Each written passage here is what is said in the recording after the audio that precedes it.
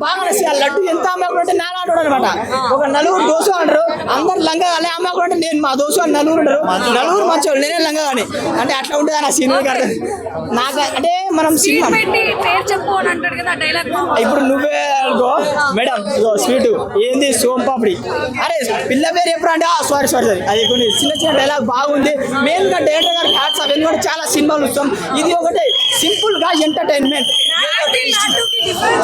Mad one మన youth వస్తుంది. ఇది యూత్ఫుల్ ఫ్యామిలీ ఎంటర్టైన్మెంట్ మూవీ, మంచి మెసేజ్ సింపుల్ గా. అరే నేను వెయిటింగ్, మ్యాడ్ 3 ఇంకా ఉంది, మ్యాడ్ బాయ్స్ వీఆర్ బ్యాక్, ఇంకా మ్యాడ్ 3 ఉంది, మ్యాడ్ 2 ఇంకా గోల ఎంటర్టైన్మెంట్ ఉంటుంది, మామూలుగా ఉండదు. ప్రతి సీన్ మాత్రం ఒకటే సింపుల్ గా ఎంజాయ్ చేయాలా. 300 పెట్టి 3 గంటలు చేయండి సినిమా కండి, simple story, full of comedy, youthful entertainment.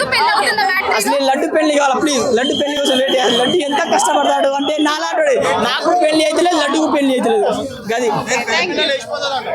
పెళ్లి పిల్లలు లేచిపోతాడు బ్రో, ఒక దోస్తు వాడు చెడగొడతాడు, అందువల్ల పెళ్లి పిల్లలు లేచిపోతుంది. ఏం చేస్తావునా?